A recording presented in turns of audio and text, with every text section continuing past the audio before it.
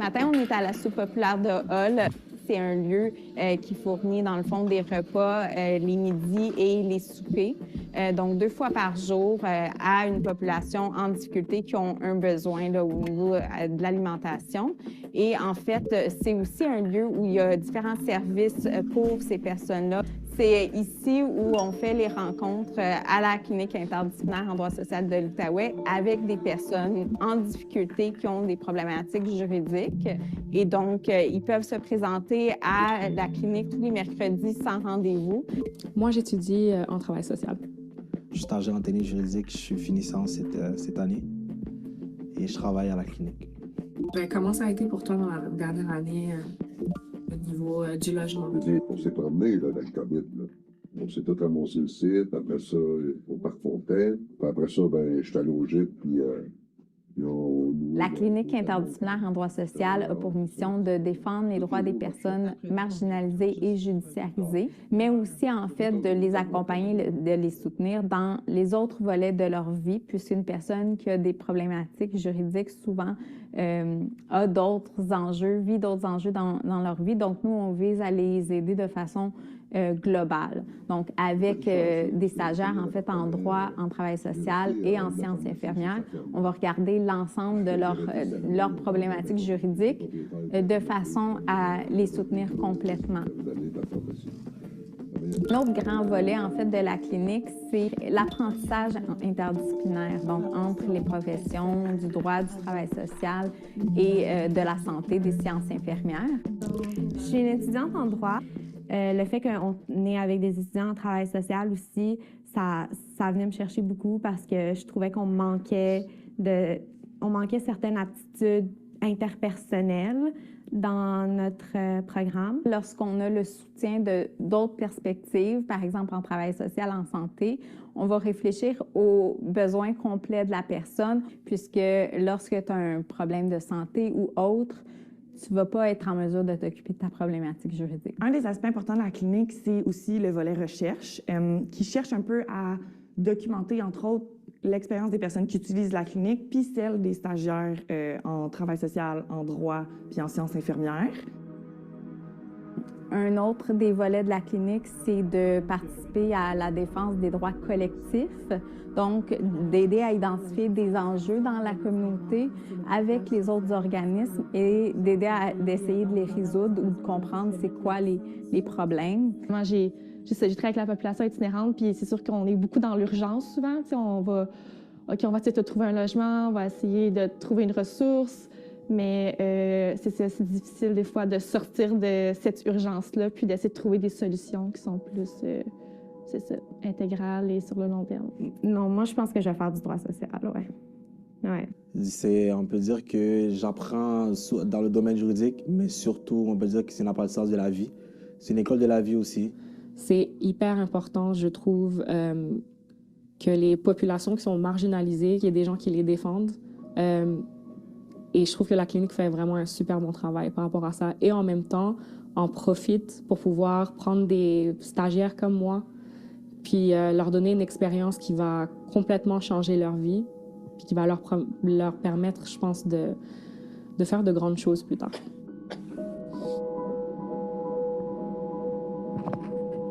Okay, perfect. So I'll just close this, and if you can put on. Okay, so in any case, so we presented the clinic, at least so the main, the different aspects of the clinic. So I'm just gonna clarify, so the vision and the mission of the clinic and go into the different aspects of the student training and the impact of what we do on the students and also the impact of the interdisciplinary aspect. So at first, the clinic seeks to support people both individually and collectively. That's what you saw in the video, and also seeks to encourage interdisciplinary training amongst the students. So the students learn amongst themselves and also apply that interdisciplinarity with individuals and with groups. And so whenever we look at a legal issue, we're considering all the other issues that come with that housing issue, for example. So whether it's the fact that, well, there's a legal aspect, but tonight that person might not have a place to sleep. So there's the identification, which in social work we refer to as the social net. So ensuring the person is okay and verifying the different, whether it's health aspects, and with the different, different professions, what happens is, for example, in the legal field, we don't have an approach. For example, with people, we don't learn about how to be with a person, how to listen, and how to also make a decision with the person. So it's that person's life, it's not ours. In our legal profession, very often we'll give counsel, we'll say, you do this, you do that. Whereas in social work, they are more in empowerment. So they'll look at the issue and they'll verify, well, what do you want to do? What do you want to prioritize, knowing everything? So the counsel is provided differently. And I definitely think that has changed my vision of the legal work that I done before and what I do now. So that's definitely something that I think can be brought to other professions, including law. So the 4 pillars we can say is the support and accompaniment of individuals, like you saw at the soup kitchen, the interdisciplinary learning. Through that, we also do research, as was explained. So we have different projects regarding the research on the students themselves, how they, what this process gives to them. There's also, as we're going to talk today, there's a whole impact of, so when we're in the classroom, it's one thing, it's very theoretical. When we arrive in the community, so the clinic helps like a population that is at risk or in a situation of a homelessness, there's the whole impact of how do I deal with seeing people in these living conditions, when although like when you read it, it's easy to read, but when you live it, when you're supporting people, there's that distress that comes over you. And in the legal profession, we don't have any like support, or we don't have any courses to deal with that. And when I came into the profession, I found that right away there, like people were in crises, so you had to deal with that to cope with yourself. And I did not find that I was equipped to deal with that. And so I definitely think that that's another aspect to reflect on in our profession. And finally, so supporting community organizations. And I'm going to go later into the aspect of identifying issues with the community. For example, for lawyers, sometimes may identify more quickly. So I do find that having law inside the community with other professions definitely helps to identify systemic barriers, and I think helps the community advocate for themselves. I definitely think that we can play a bigger role as a profession than we are right now. So the admissibility into the clinic, into the individual process is basically a person has legal issues and they are in a precarious living condition. And there's, of course, since we're in Quebec, there's no legal representation provided. So we accompany people, whether it's in the hospital courtroom setting, in a health social service, in whatever, so around the legal needs of the person. And the areas of support that we're seeing right now is very mostly housing, social benefits, criminal also. We can help a person contest a situation, apply for social housing, for example. And so I just have a few statistics here. So most of the population, so a good part of the people are aged from 50 to 59 and live in the Hull area of Gatineau. And as you can see for the income, So we have most people have an income of less than $20,000. And if we ask why do they come, well, you can see there is a housing crisis going on. So a very high percentage of people come for housing and welfare. So those are two. So basic needs, again, we're in law, but we're in basic needs of people. In Quebec, the income, so for welfare, I don't know if you know this, but it's $726. I don't know how much it is in Ontario for a single person. That's what it is in Quebec. And obviously we know that it's hard to find an apartment, just an apartment at that price. So people can definitely not afford any food after that. And so they end up just having to go in the shelter because you can't afford with that basic needs. So I don't even consider the state is giving the minimum required to live in that, like in today in 2023. So one of the aspects that is very important for the clinic is student training, because you have that, learning the different professions to be able to work, provide quality also service. So learning the approaches in social work, that's something that was new for me. Learning anti-oppressive approaches, humanistic approaches, systemic approaches, how to look at a problem through different lenses. That although I think I did that in the past, like we learned about the theory behind that. And I think it's definitely interesting to be able to stay in those approaches when you're working. Very interesting.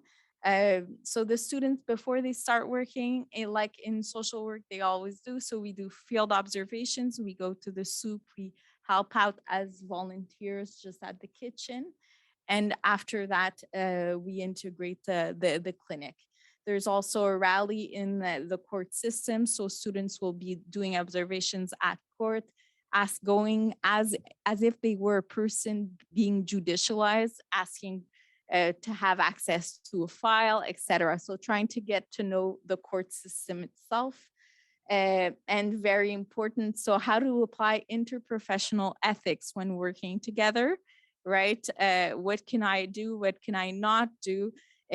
Are there conflicts in that? And one of the things that was very interesting to learn about was the values of the different professions.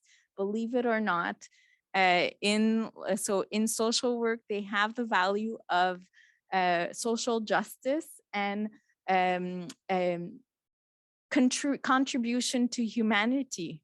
And I was very touched by that, because these are some of my values, but they are not in my profession. So I was very stricken by that and very disappointed in that. That's something perhaps to think about for the future of our profession.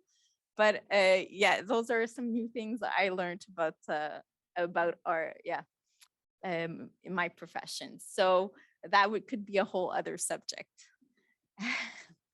After that, so there's also the students in law will support the training for legal basics, right? The court system. And then there's something very important that we do is reflective practice sessions. Well, where the students, so we talk about the cases, but the students will also reflect on their own behavior, their own interactions, not just with others, with themselves. How am I feeling? How am I okay in this, right? So there's different aspects of this reflective practice, which I definitely think should be encouraged more also amongst students.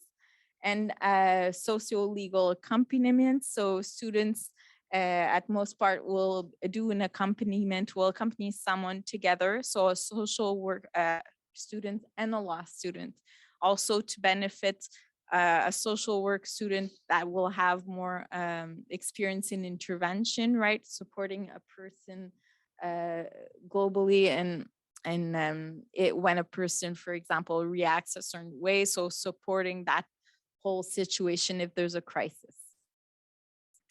So here's some of the images of the last homeless night that occurred in October 2022. So basically that's a snake and ladders game regarding social issues in Gatineau.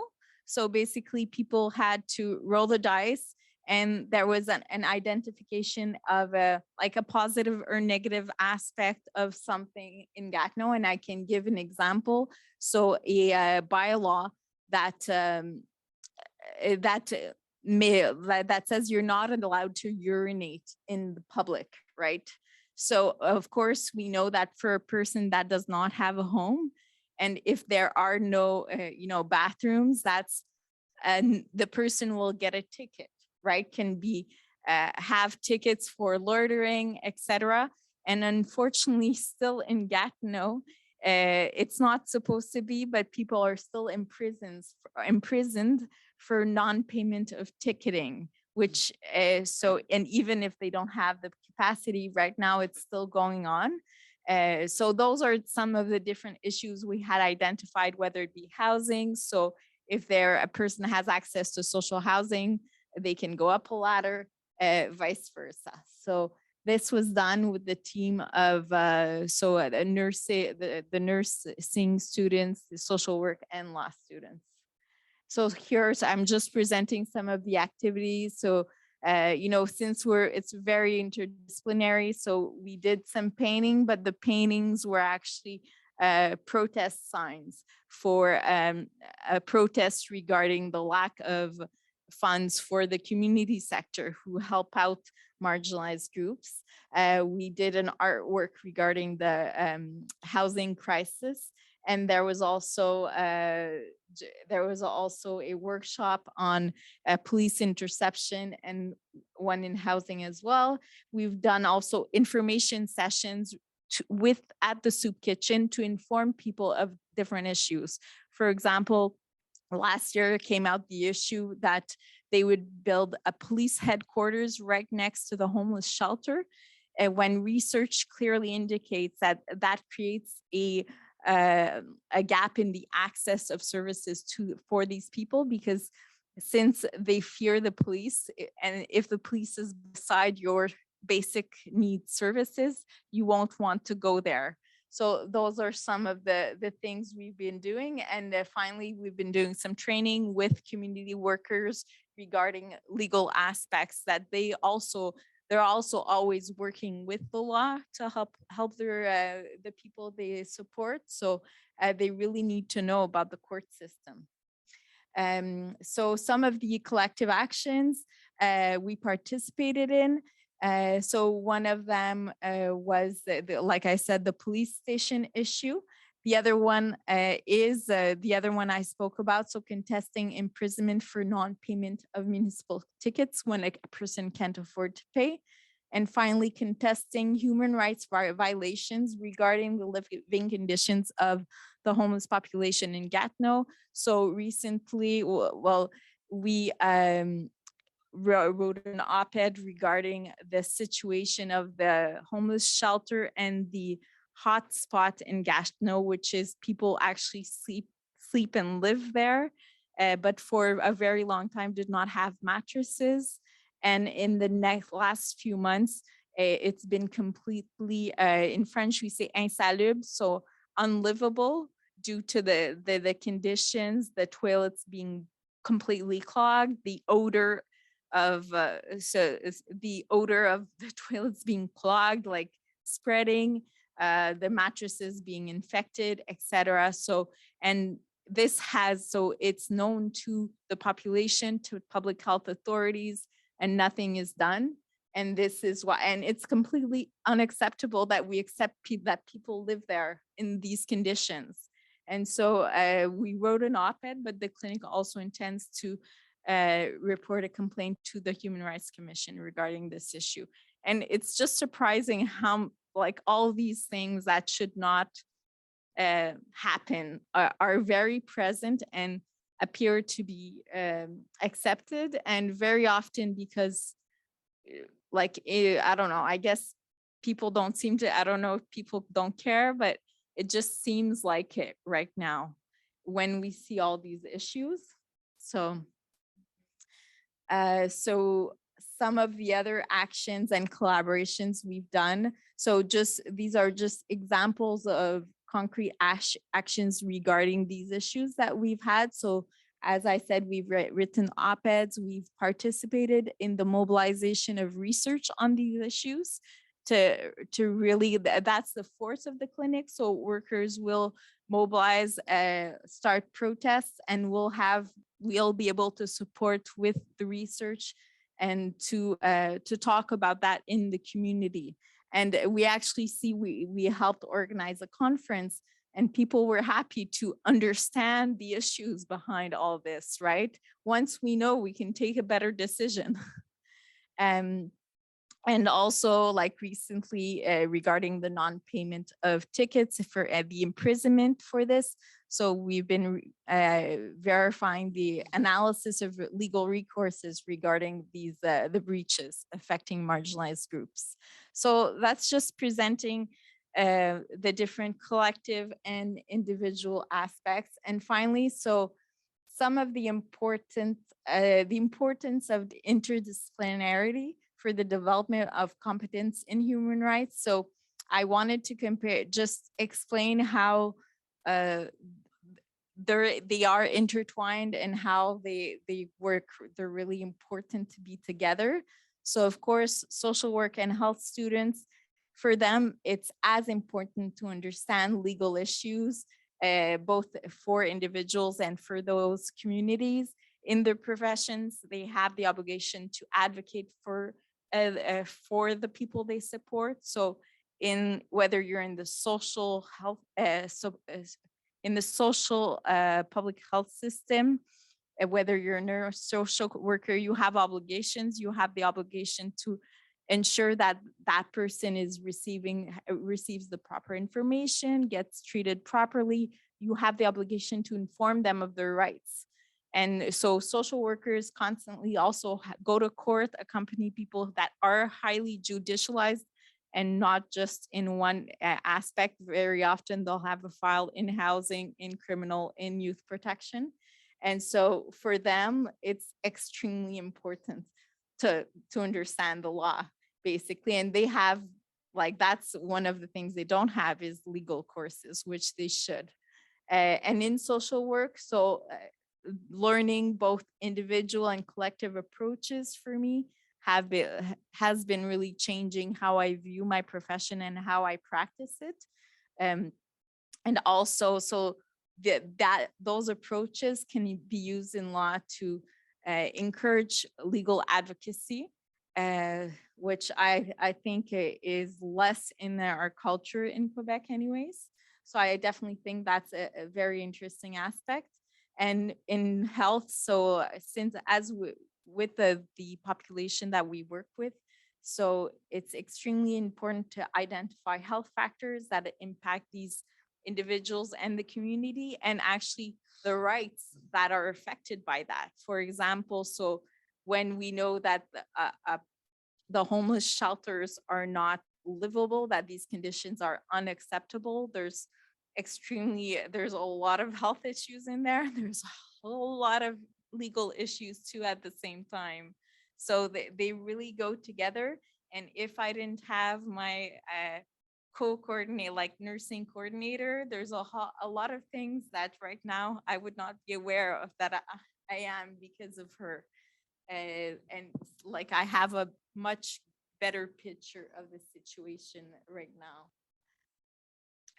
Finally, so I wanted to talk about the importance of both the individual and collective aspects of these projects, so why they're important. So when we regroup similar individual issues, we can collectivize them. For example, a person that lives in a building has a housing issue. Very often we'll find out that sometimes everyone in the building has that same issue. So, understand. So that collective and individual is very important to put together. And very often, so everybody has the same issues. Very often with the public authorities, and people with marginalized population are very often always in the system. They're in the welfare system. They always have to be dealing with those systems and are often blocked by the same doors, block them all the time, whether it's legal aid, welfare, etc. And so one of our jobs became to identify those. Sometimes it's small barriers that will make a huge difference. So a secretary hangs up every time, like it takes more power than they should by saying, no, you have no right to legal aid when they would have. So there's a lot of things we've identified, and we're able to, for example, whether it's like calling up the governmental authorities saying, listen, we've had 5 people that are blocked from having access to this. What's going on? So we've been doing a lot of that, because when we talk to access to basic rights, that like the systemic, like tiny administrative barriers is a huge problem to access to basic rights, basic needs for these people. And another one is identifying collective issues which will impact marginalized groups' living conditions. And that's like bigger, larger issues that we work with in the community, such as the development of the police headquarters beside the homeless shelter, or the fact that the conditions of the homeless shelter are completely against like basic human rights. So those are the different aspects that I wanted to talk about today. I don't know if I want to go on to you, Joellen. Sure. Do you want to? Did Yes, you finish? I'm finished. Yes. Should we switch I seats? think so. No. So thank you for letting, oh, sorry. Okay. And where should I look? Should I look? Yeah. Okay. So thank you for letting me be part of your afternoon. The quote that I have is from Paul Farmer. I don't know if you know, he's he died about a year ago, but he created Partners in Health and just did amazing health changes in some of the poorest areas of the world. And this is a quote from him that had a really big impact on me about if you feel hopeless, how you respond to it. So that's what I want to talk about today, because it's inevitable if you're working with vulnerable populations that you're going to feel discouraged and sometimes you're going to feel hopeless. And so I wanted to tell you a little bit about my own background. My interests and the things I've published in are a lot about student training, interdisciplinary work, and access to care. The care that I've been focused on has been mental health care and also medical care. And so I've also been so interested my whole career in interdisciplinary efforts, because I think you can't separate mental health care from physical care or mind-body bifurcation. So as a result of that, probably one of the most important initiatives that I got to participate in was training therapists to work in primary care clinics at the University of California, San Diego School of Medicine. So at present, therapists and medical residents train in these same clinics. And so that was pretty interesting when COVID hit, because there were students working in these medical clinics in their first year, and everything fell apart. It fell apart so fast. And in falling apart, the students were frightened about their own health. And also they saw the suffering of their patients. And also they were sent home to start working online. That I have a quote from one of them where she was working in her closet and her partner needed to get in and get his clothes. And she was doing a therapy session because they lived in a one-room studio. And it was one of the first times the students were afraid for their own health, not just for the well-being of their patients.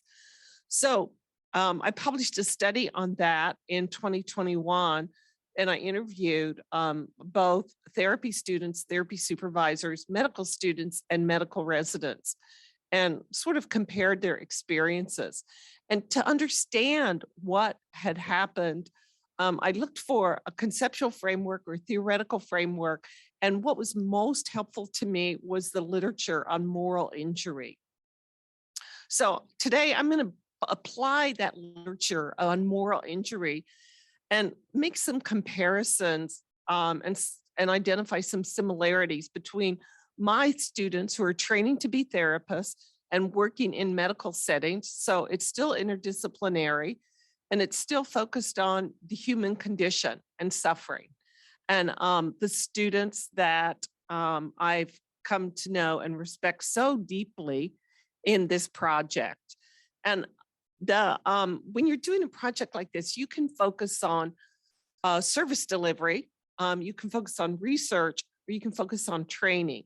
And I'm going to focus my presentation on training, because if you think about it, if you're doing service delivery, you're touching maybe one life, but if you're doing training for a professional, whether it's law, nursing, social work, it's the rest of that person's life and how many lives are going to be touched by that student as they go into their professional life.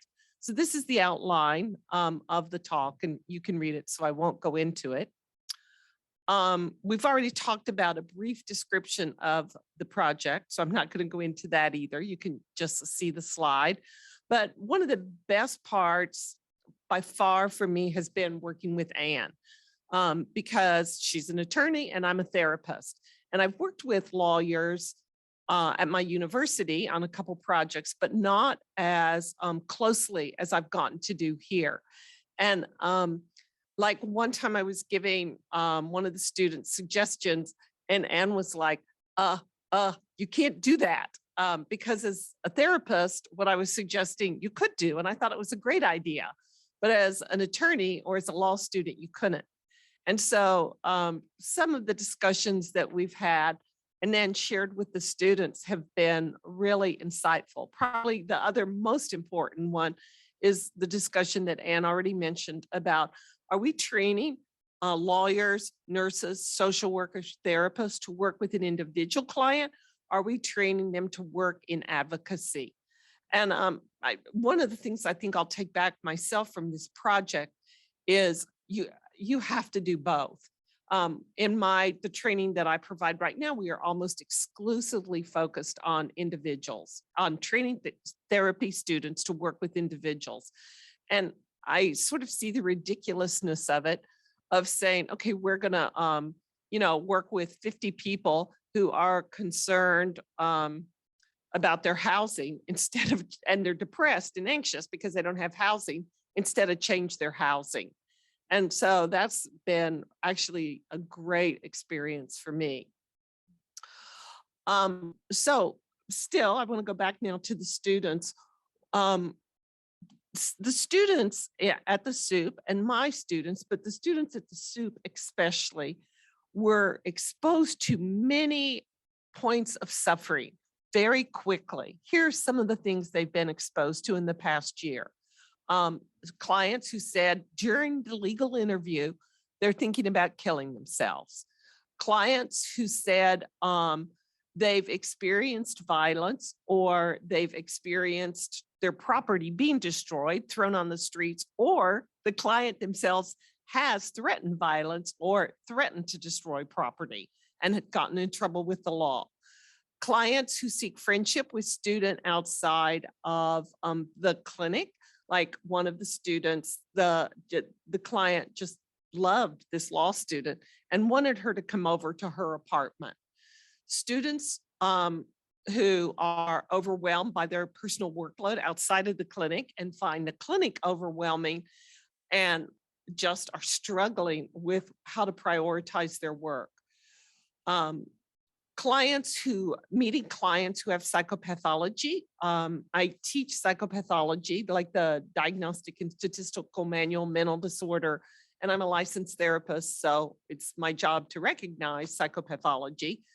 And it's been so interesting for me when I've noticed a quality in the clients that are getting a legal interview and see the frustration and the confusion of the law students who I think feel frustrated no matter because it's like, we don't understand what's going on.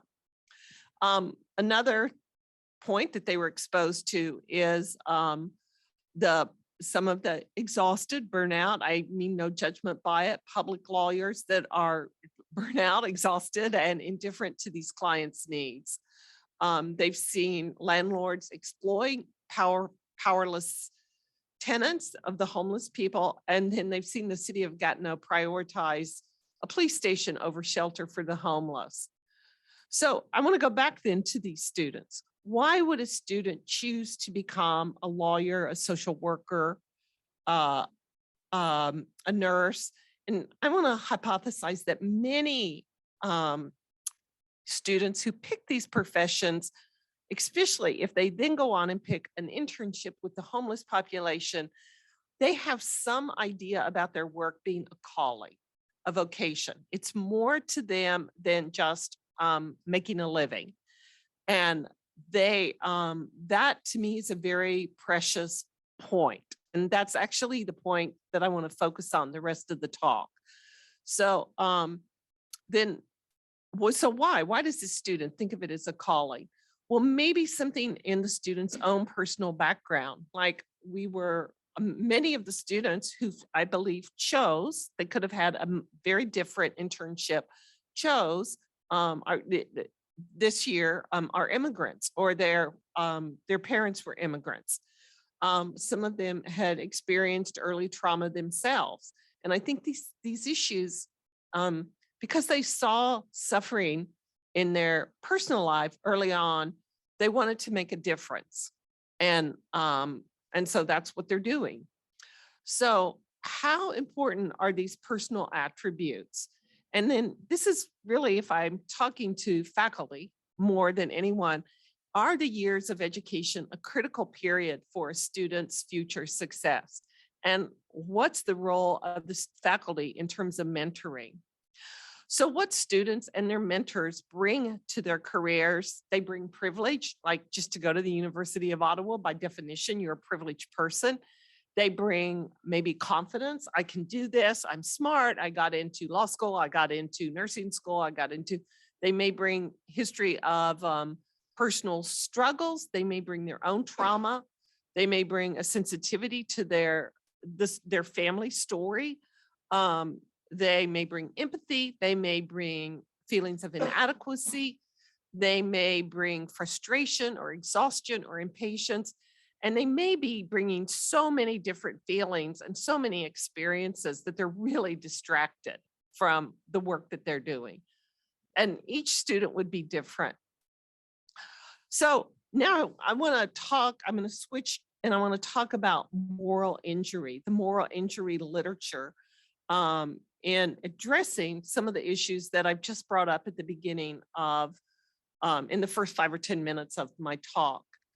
So the moral injury literature, or the concept of moral injury, was first described by the ancient Greeks in 762, but in the last maybe 50 years, it was really used in war and in trying to understand when people came home from war.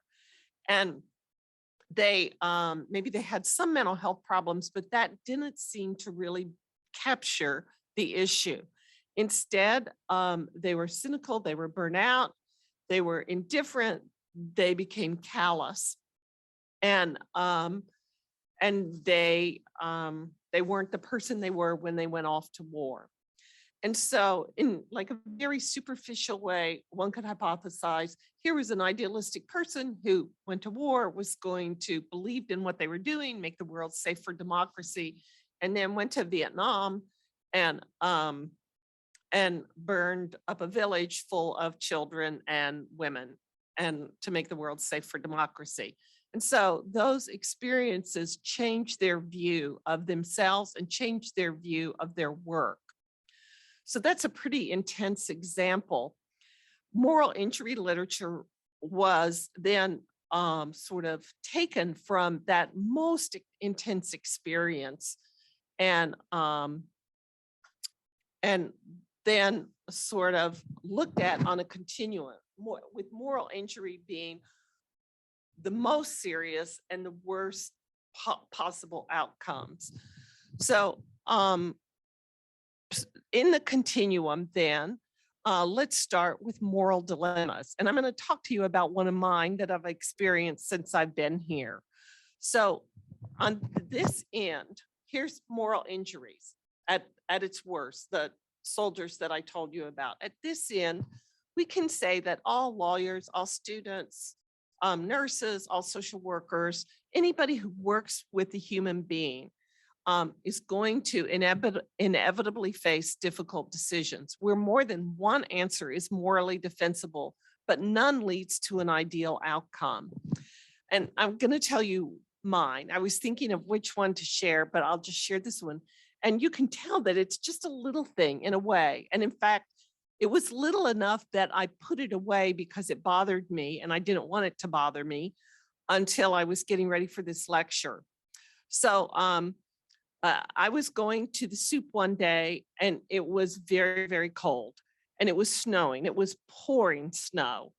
And I'm not used to that. So it was maybe worse for me. But I mean, I've heard the saying, there's no such thing as bad weather, just bad clothes. And I was bundled up. And so I got off the bus, I crossed the street, I was walking in. And just as I was walking in, one of the clients from the soup also started walking in. And you have to go up some steps to get into it. So we were kind of walking in together. And I was just like sort of saying hi. He spoke French, I speak English, but you know, we were both being nice. And we walked up the steps together and the door is locked. And it's policy. It's locked till they can have lunch. And it was really, really, really cold. And so I just couldn't wait to get in there because I was really miserable. And so I knocked on the door and a worker came and opened the door. And we both tried to walk in and it was great for me. I walked in and took off my clothes and got a cup of coffee. And the worker said to the client, you can't come in yet, you know that. This was all in French, so I was inferring. And it's not time, you can come in, so many minutes before lunch. And so the worker just accepted that and stood on the steps freezing. And when I walked in, I kind of got the privilege of, I get to walk in, take off my clothes, get a cup of coffee, because I'm the helper. Yeah. And it bothered me so much that I kept getting distracted and I thought I'm not going to be able to do my work. So I just need to shut it down. So that's what I did. I just shut it down. And I didn't think about it until I was going through this. So that was like an example, because it's the clinic's policies, and I get the clinic's policies, and they're trying to, have it orderly so they can prepare the client's lunch. Still, I got to go in and warm up and get a cup of coffee, and the gentleman I was walking in with didn't. So all providers face moral dilemmas, like maybe feeling overwhelmed by your client's needs and wanting to leave. Like, I just can't do this. They're asking too much. It's hopeless. Worrying about a personal safety. Actually, that's happened several times at the soup. Some of the clients have mental illness, and in some mental illnesses, there's a proclivity for violence. And so especially, Anne is very skillful when the students first get there, being sensitive to, are they afraid? And what are they afraid of? Finances, like, we're a limited clinic and we can do 2 or 3 interviews and then that's pretty much it. And so stopping services because the client can't pay or needs more time. Competing loyalties, like, okay, what are the rules? Do we need to go by the University of Ottawa rules? Do we need to go by the soup rules, the clinic protocol? do we need to go by my discipline? In social work, we do this. In nursing, we do this. And what about if they conflict? And what about especially if they conflict with what you think is best for the client? Like, can I give the client food? Or can I go over to the client's house? Or these questions. And then a sense of helplessness in the face of injustice.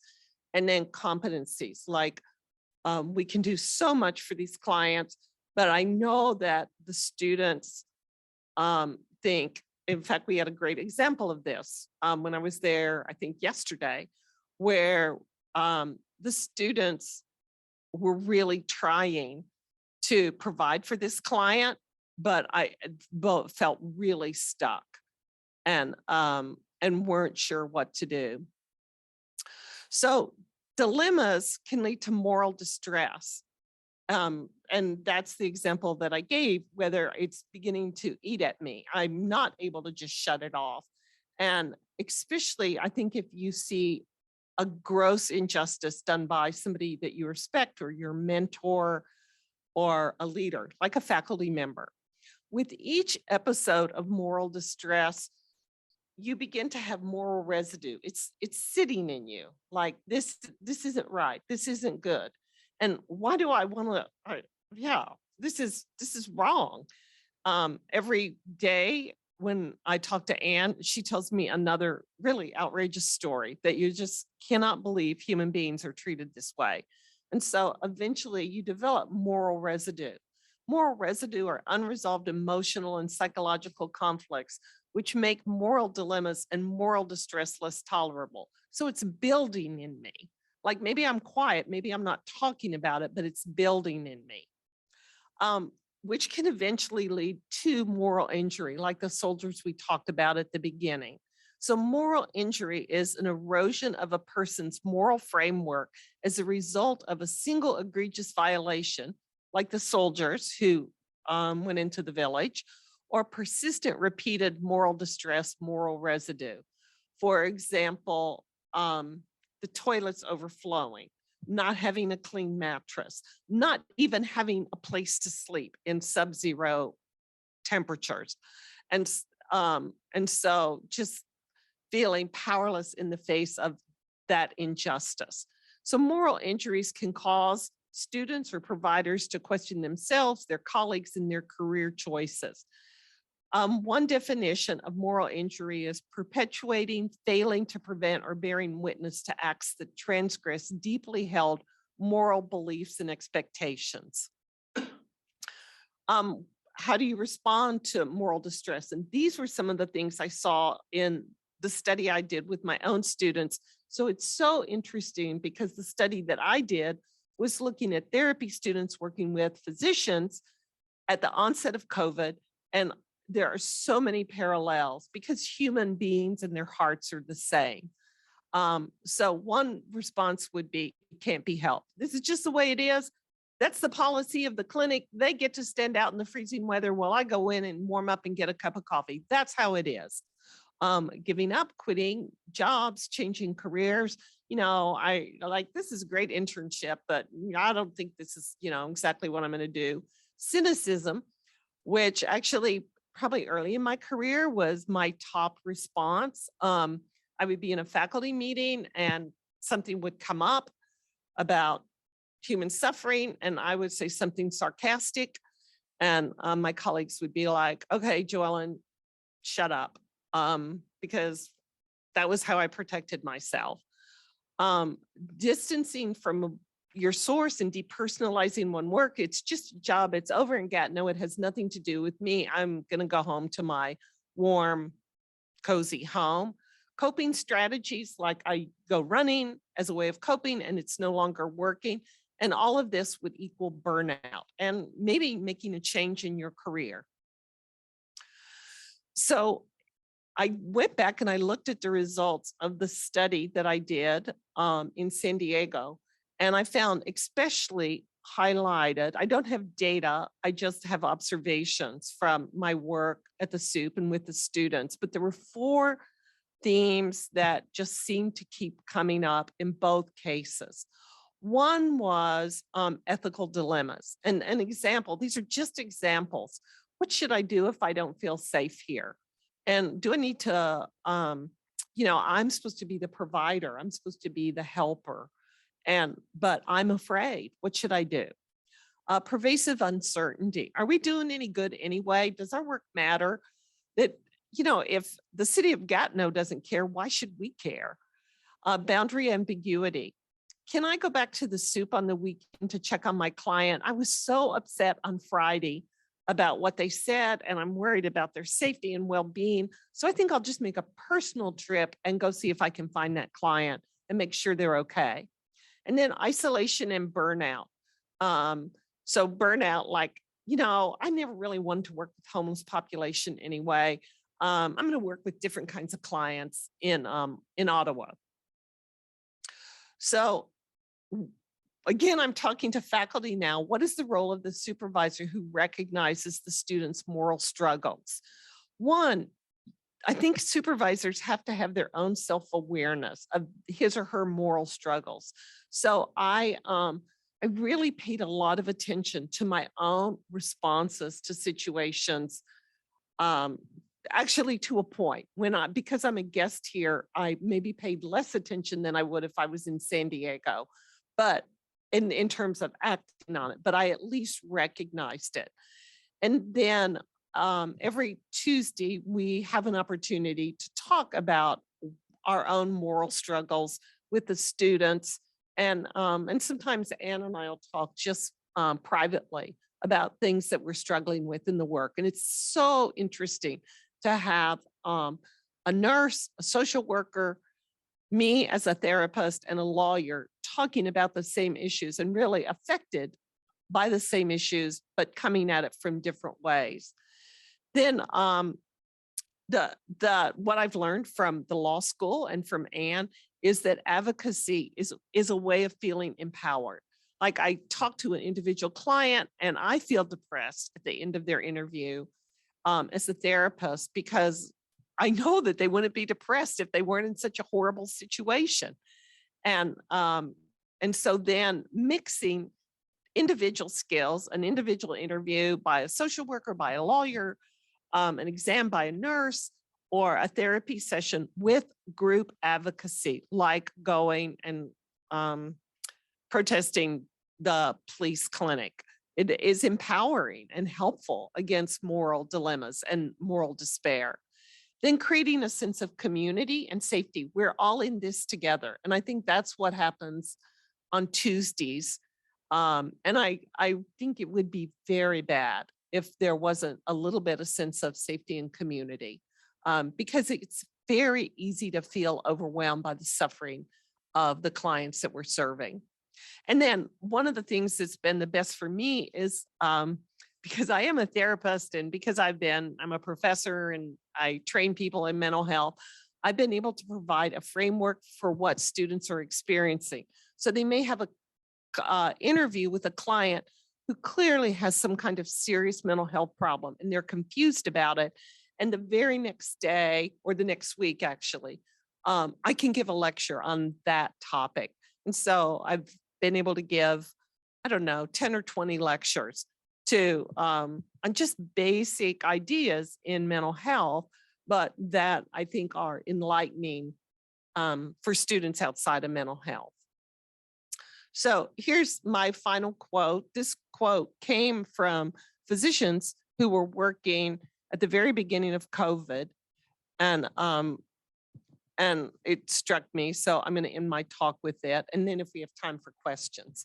So law, medicine, and mental health are an inherently moral enterprise, the success and future of which depends on the integrity of the individual professionals as they face the duties, the calling of healer entails.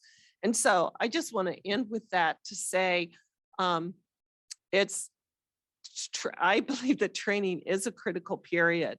And I believe that a student can make all A's in their class and the professor can give fantastic lectures, but that if we don't address these other and more personal issues, especially if our students are going to end up working with people who are suffering, and our students have a sense of calling or vocation about their work, then we're missing the boat in terms of good training. Okay, thank you.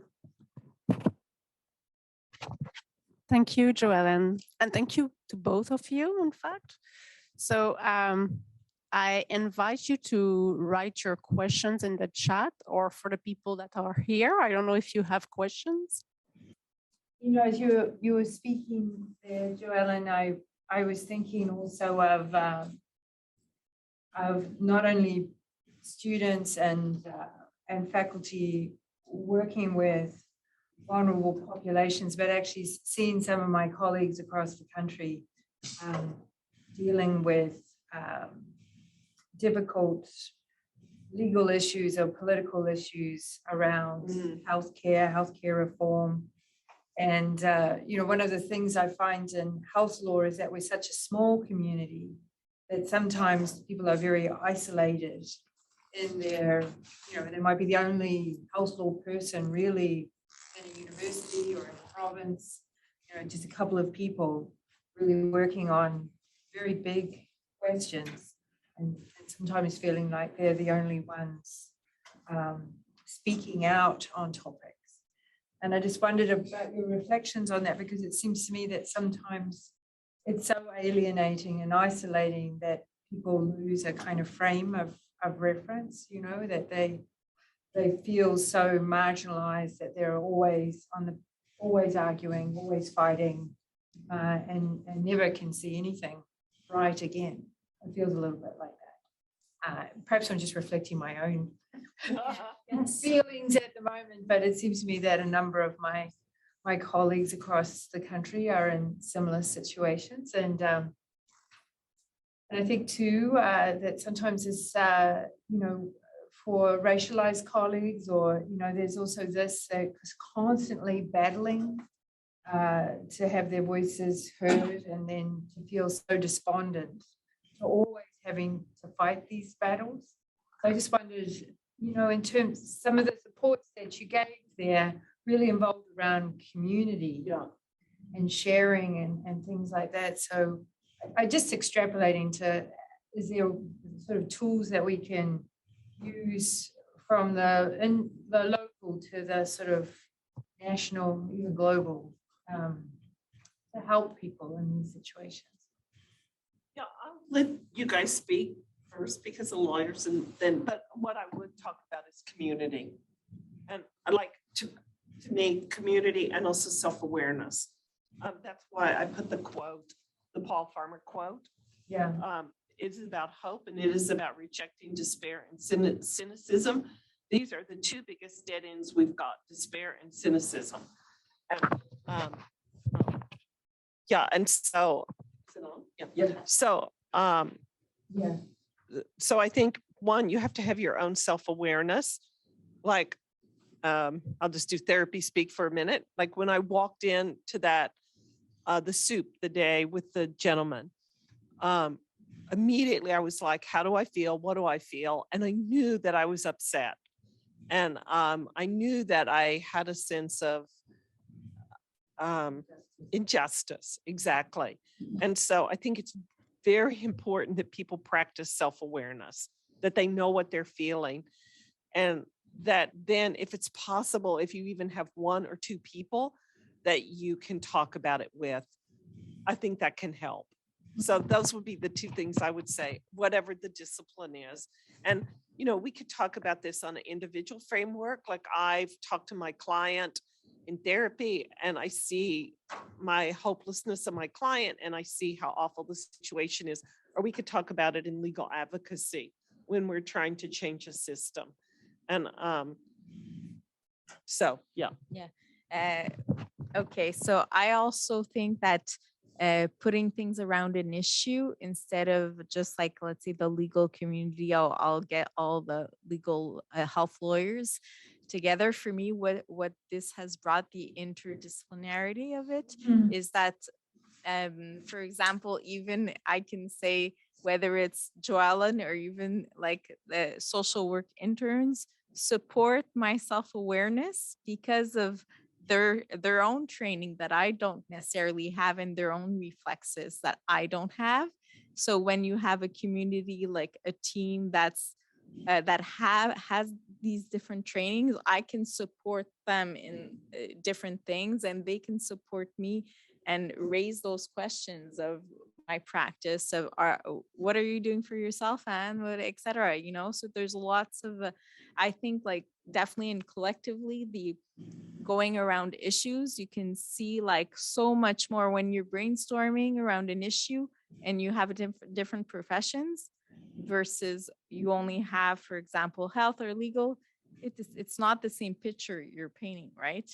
Yeah. So that's definitely for me, that's supported my own personal, like, self-awareness and psychological well-being, and also collectively has brought much more also. There's another question. I have another question as well. Oh, okay. So we have this one, I think it's for Joellen. Can you elaborate more on the theme of ethical dilemma found in your study? Can you talk about that? And after that, personal safety vs doing needed work is the example given, but where there are other pieces on this theme? Sure. Well, remember that in my study, it was right at the beginning of COVID. And so really the dilemmas were, in my opinion, just so profound. Like my students, it was their job to provide care to their patients or their clients. And just honestly, some of them didn't want to, because they felt like it put them at risk. This was before they shut down the clinic. And they felt like, okay, the doctor signed up for this, but I didn't. I was just gonna talk to some people. I didn't sign up to be exposed to patients who possibly have COVID. So that was an ethical dilemma. What's my responsibility here? Another one would be that, and this was more on the medical side, but the study was both the medical side and the mental health. It was both professionals. Is oftentimes they felt like they didn't have enough personal protection equipment. And do I have to go in if I don't have enough it's your job to provide me personal protection equipment. And so what, again, is my responsibility here? And then probably another one was just the isolation of some of the COVID patients. They started doing online therapy with them, but they saw their isolation, and they were trying to figure out, what is my responsibility here and where does it stop? And when we could go back to the clinic, it was like, do I have to go back to the clinic? And also, am I going to graduate on time? Because I'm not getting my clinical hours. Am I selfish because I'm thinking about, am I going to graduate on time when some of these people are going to die? And so actually it was replete with ethical issues, but more, I think, than a normal situation. Yeah. I think there's another question here, but we can. Okay. Do you want me to read you the next one? Here. Oh, yeah. I think this is a comment, but I know that there was the one at the top. It's I'm wondering what kind of training students might have outside of their academic courses. Training, for example, does the SUP offer training to them in trauma-informed approaches to working with community members, homeless, vulnerable, housed, harm reduction training, ? Safety training, ? Yes, so when we say the SUP, so it's the Social Rights Interdisciplinary Clinic that provides this training for the students. Of course, so the social work students already have some of that training. So we look at the different approaches. There are many different approaches. So the harm reduction is one, for example, that can be taught, and the trauma informed also. So we don't have time to look at all of them because there's so many, but those are some that we do learn and that we do look over with the students, depending on which approach in social work they want to work with. So I think that the trauma-informed and harm reduction are definitely some of the most well-known approaches, and and there's other approaches that are also very close to that. So we learn about all the approaches in social work, and then so depending on the situation, the social work student can identify one approach to work with depending on the person. For example, if we're in a legal context, very often there'll be a systemic approach that can be used. It can go in pair with a trauma-informed, and that's how those students will bring that learning during the session. So there's we couldn't do a bachelor in social work, but we do a global understanding of what approaches are, and then according case by case, there'll be a verification of the approaches. And yes, so there's also all the active listening skills that are taught. So with the approaches at the beginning, as well as what are the social issues in the community. And one of the aspects is so trauma informed about so vicarious trauma. So how your work affects you, right? So that's one of the things that we do. And actually that's all this, whether it's trauma informed approaches and learning, as well as vicarious trauma, those are things that, for example, all law students should have before going into a clinical context, and that we at the faculty are going to work on to integrating into training before doing clinical work. So that's an excellent question, actually. And like even the training at the clinic right now, there's some things that we do want to continuously modify, like make better. So if ever you have suggestions, like very welcome to. So there is another question here.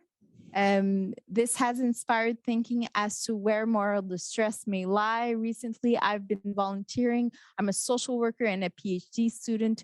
We, with an acute veterinary hospital, the moral distress with this population is salient in academics, participatory action research, knowing you're advocating and reforming, but working often with less privileged. You got to your warm home and privileges, and at the end of each day, while the indigent return to the streets. So I don't know if you want to comment on that, but definitely that's something that we also go through, right? Going back home warm. Right. Those are some of the comments that like we've all discussed, right? I know I'm going home, and we tried to help this person get into a shelter today, and we did not succeed. So I'm going home and they're staying outside. And that's something that's morally, that's more than it's really hard to, like your example, Joellen, for the door closing. So that's one of the difficulties, I think, with that aspect of trying to support individually. And I think that collectively, so we've talked a lot about the police station issue. So actually, it's yesterday that municipal decided not to retain the police headquarters beside the homeless shelter. So for us, it's a victory, because that whole issue started back in November when we decided to support the community to contest this. So I don't, yeah. New question. New question. It's others? No, they're all ahead. Okay, so I'm not quite sure how to formulate this question in a rambling mode, but it was about the rule that you talked about, Joellen. So the rule that, the clients come in, and, I've seen this too. I did rounds with a friend of mine who's in internal medicine. Right. And there was a woman, an older woman in restraints, and she was looking at me. They'd put me in a white coat, but I was the only woman there asking to be led out of the restraints. and very cogent at this point. And, you know, there's a few steps over to the nurses station, and that my friend, head of the doctors there, saying, well, no, that's the job of the nurses to decide that, and we don't decide that, but it would be, you know, 5 steps to go and ask them. This woman now could be released. She said, I'm so embarrassed, you know, she'd come in distress in the night, and older, and had lost her husband recently, had no family, so she's really in a bad way, and, you know, mortified. And I was thinking, you know, this rules that we kind of hide behind, Right. because really it would not be that hard to step over to ask. Now she could be, but they didn't want to, because, you know, there's too much other stuff, I guess, you know, like there's just layers and layers of stuff that they have to deal with, and that's an inch too much, and so they hide behind the rule. I just wondered what you think about that. Like I see this sometimes with university bureaucracy, right? This is the rule, and so, well, this rule is ridiculous. Like, you're going to hurt this person for no apparent reason. Well, it's a rule. Okay, but, you know, and often they can't even tell you the rationale for the rule. It's just the rule. So I wondered if you've thought about that in the context of, and as lawyers, you know, we love rules. So, Right. well, and sometimes breaking them, turning them, challenging. But how do we deal with that? 'Cause it's sort of there sometimes for our sanity, I guess, our protection, drawing boundaries around things. So we can't keep, you know, making exceptions to the rules. And how do we deal with that? Right, the paper that I wrote, I ended it with a quote from one of my students who had been originally a police dispatcher, and from her work of these crisis situations, decided to become a therapist.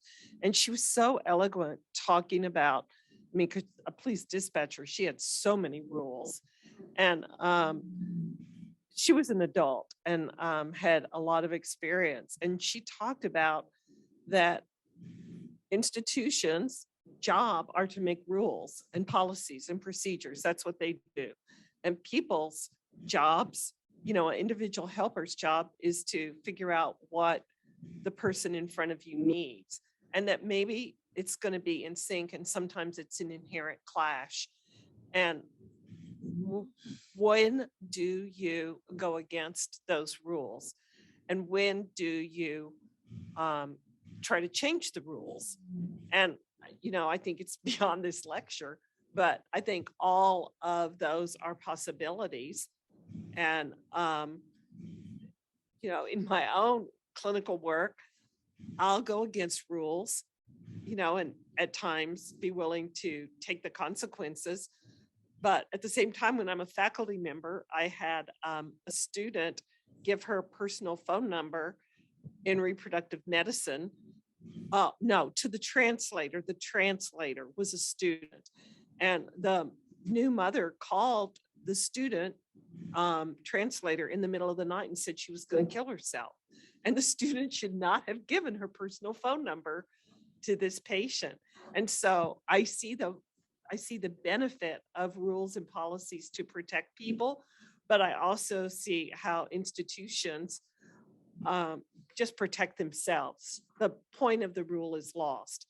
And I think, you know, that's something to think through, both in an ethical and a philosophical way, and with your colleagues. Yeah.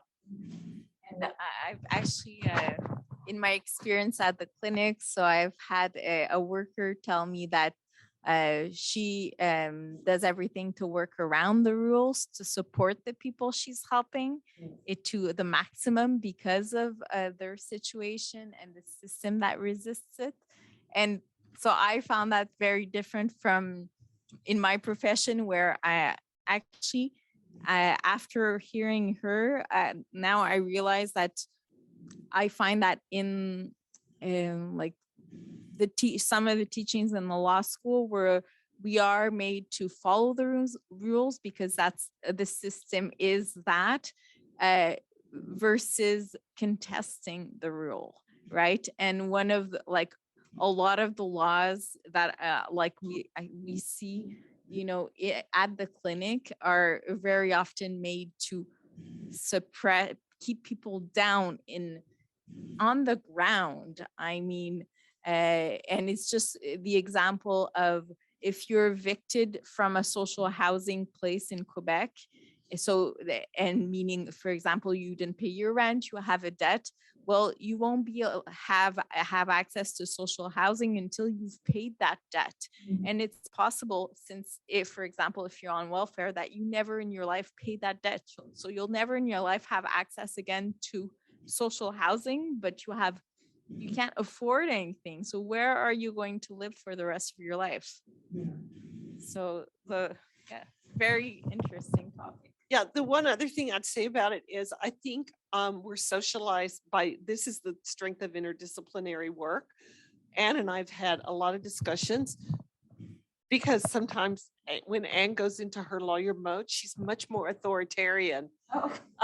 Like, yes. And I can tell it how she starts talking. And therapists, I noticed it also with my law school colleagues at my own university. They just speak there. I'm like, wow, I wish I was so sure of myself as these people are. They just know, and I never know anything.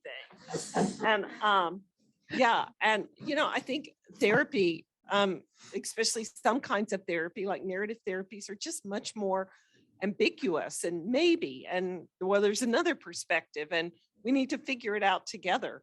And so that's also another strength, I think. And I think with nurses, it actually depends, because if they're going to do biomedical work, then it's science and evidence-based and yeah, double-blind randomized controlled trials. And so that's also actually a really good discussion. What is authority? And when do we challenge authority? When do we defer to authority?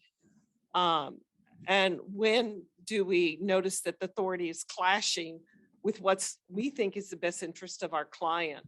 And I think it's such a great thing to have these discussions in interdisciplinary training, because it is totally different perspectives, in my opinion. Thanks. There's another question in the chat. Okay. So was moral distress discussed much in your work prior the introduction of a pandemic theme? So I mean, I think it's your research. Yeah. I feel this concept so for so long, and curiously fail it, maybe label it with the pandemic. Should I do that? Yeah, enough. I mean, Yeah. I think I said moral injury was first described by the Greeks in 762 BC. And for many years, that concept was used in the military when people came home from war and had a kind of psychic damage that didn't fit traditional psychopathology.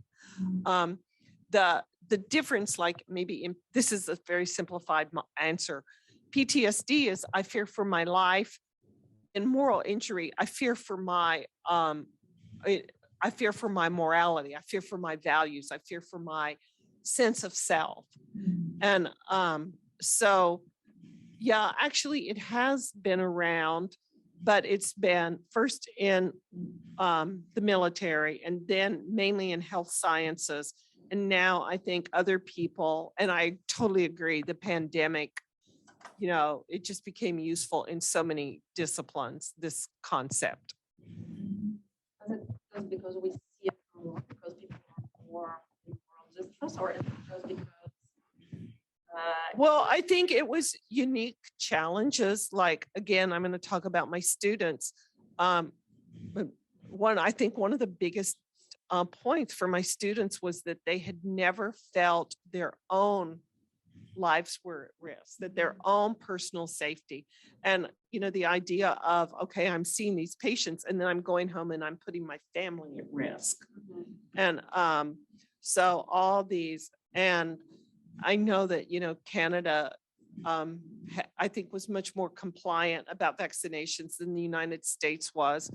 but all the issues about splitting families and splitting neighbors. I gave a whole lecture on this because I have a small private practice, my own clients, about whether you should get a vaccination, basically just almost destroying families, especially extended families or friendships.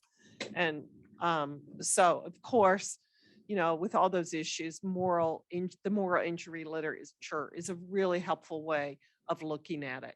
And I think this person said, working with marginalized populations, I'm not aware of using the moral injury literature in marginalized populations, but it's a perfect match.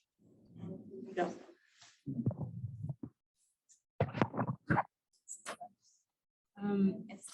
Yes. So as a student that works with CIDSO, I'm very familiar with the feeling of helplessness, injustice that just stays with you. Yeah. And I know we've talked about it a little bit in our trainings, but I think it would be interesting for everyone here to hear. But what tips and tricks do you have for people who experience that? Which feeling? Let's start with helplessness. First, then I'll I know you answered. I think you have more psychological. Right. This quote from Paul Farmer, but one of the ways I found it, it was in a letter to the editor to the New York Times, and talking about cynicism and distress. And the person who wrote this letter said, if you look at too big a picture, you feel small and powerless. But if you narrow your focus to what you can do, like for your client, the soup today, then that helps. And I really agree with that I'll think about, well, I couldn't change like the homeless situation. It's I think worse in my city, San Diego, than it is here, except for the weather. But I can help this client or this person or this situation. And that's actually empowering for me when I think about that. And then also, again, like community and cumulative effect. Partners in Health is just this amazing organization that started with nothing, but it was a group like Doctors Without Borders that as a collective, have gone where there's been nothing and changed lives and saved people. And so I think both narrowing your focus to what you can do individually, and then if you want to do more, becoming part of a collective that shares your goals and that that group has made a difference. Those would be the two things I would say. And then the other thing, once in a while, for me, if I start getting really discouraged, I think, okay, I need a break. And it's okay for me to take a break. Like I'm going to go take 2 or 3 days off, and I'm going to go play with my kids, and I'm going to go out to dinner with my husband. And I think of it as sort of recharging myself to go back to the battle. And I give myself permission to do that, even though I did walk in with the homeless person. And how I think about it is that if you don't take care, Ann and I have talked about this so many times. If you don't take care of yourself, you're worthless in the situation. And so that would be another way that I look at it myself. All I can add to that is if there is a moment that you do feel like that,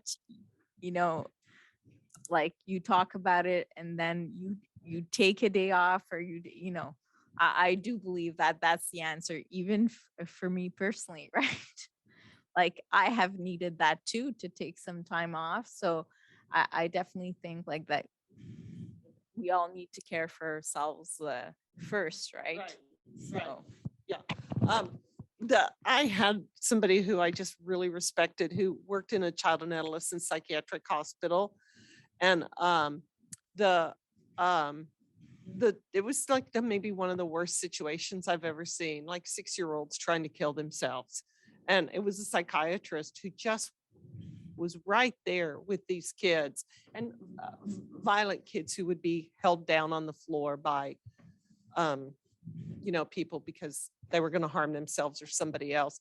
And I asked when I had to go do supervisions there, and I would sit in the parking lot before I went in, and I would think, okay, center yourself, because it was some of the most suffering I'd ever seen.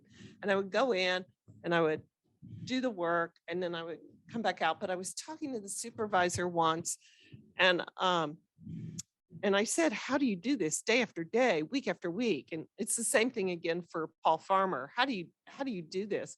And I think a lot of people, which I aspire to this, they have this sort of focused center. This person was Buddhist, and that had this kind of stoicism, this acceptance of suffering, and that you do the best you can. And so I have noticed that a lot of people who can sit with suffering and persevere are people who have some spiritual foundation of some sort, and they draw from it in addition to drawing from their community. Yeah, and I admire them so much.